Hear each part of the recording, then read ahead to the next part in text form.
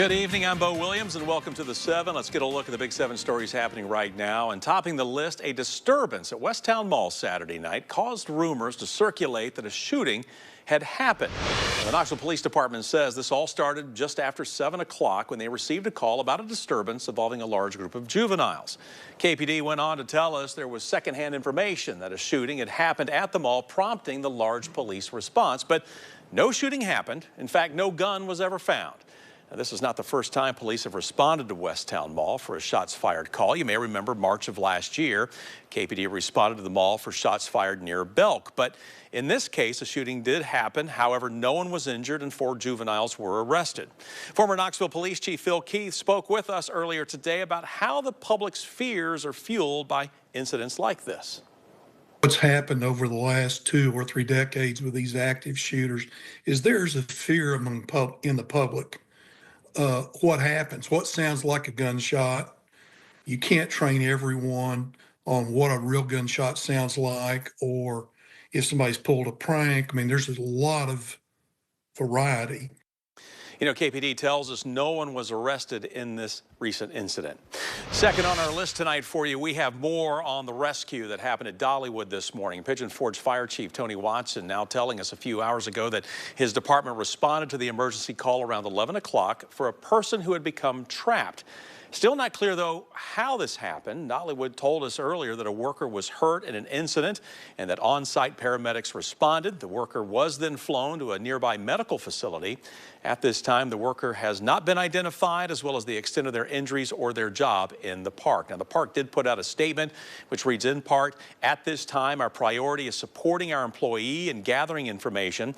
An update will be provided if information becomes available to share."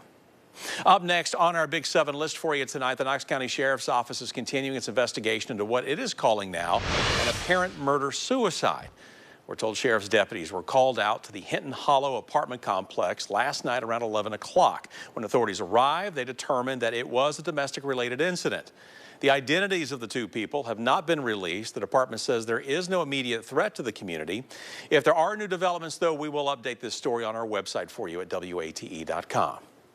And we have a big update for our next story, a federal judge ruling that President Trump's pardon of the so-called January 6thers does not cover an East Tennessee man's plot to kill FBI agents in revenge. Edward Kelly's defense team tried to argue that the president's executive action that pardoned Kelly of his January 6 charges covers all charges related to it, including the murder conspiracy. As we have reported, prosecutors said that Kelly developed a kill list of FBI agents and others involved in the investigation into his conduct on January 6th. But Judge Thomas Varlin writes in his judgment that the Tennessee case was, quote, separated from the defendant's conduct in the D.C. case by years and miles, end quote. Kelly is scheduled for sentencing on May 7th. Of course, we'll keep following this case for you.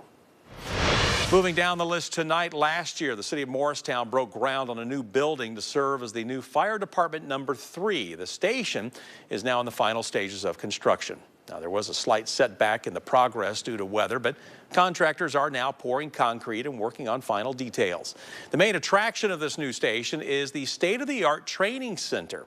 There will be a 3-story burn building with a 4-story rappelling tower on the side. It will also have a classroom that can double as an emergency service operation command center. Now, Mayor Gary Chesney tells us the new training center will allow for more hands-on firefighter training opportunities. Allows us to do more things, to be expert in more things, to be better trained in bigger types of emergencies.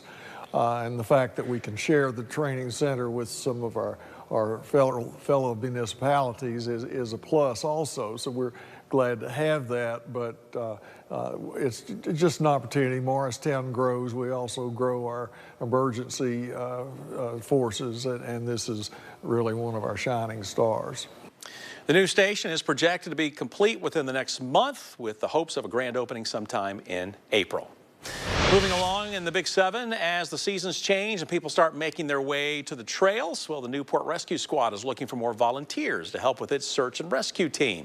According to Captain Pud Valentine, while the recruitment effort continues, the squad has been training more search and rescue members as more and more people begin hitting the trails. Now, because Cook County has a number of trails in that area, squad members say some people are not prepared and can become lost or disoriented, which is where the pros come in.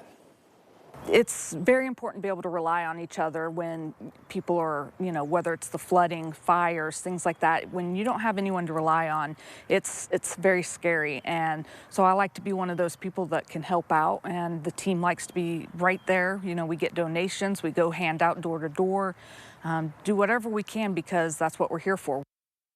Between rescuing people from Helene, assisting the community in recovery, and helping their neighbors evacuate from the fires in Sevier County last week, squad member Summer Kimmel, who you heard from, says it has been a busy 6 months.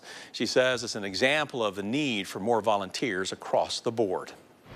And we're discussing the big housing shortage for our final story here in the Big 7. The effort to build middle housing continues in Knoxville. One project is underway in the Oakwood Lincoln Park neighborhood that will aid in the housing shortage. Now, Spencer Stanley with Stanley Homes is building 2 duplexes on East Woodland Avenue that will include 4 total units. This project is unique as it meets the standards for middle housing and infill housing. 2 strategies the city of Knoxville is using to fight the shortage. Middle housing includes multi-unit housing like duplexes and townhomes, while infill housing is units being built in an already established neighborhood. Now, Stanley says he's seen a high demand for these smaller units. I was talking to one of my friends at the gym the other day, and he was like, man, I don't really have any interest in owning a house. I kind of like the idea of rent.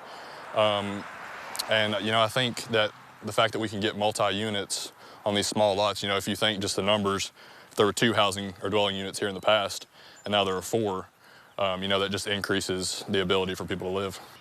The duplexes are expected to be completed in June, but are up for sale right now.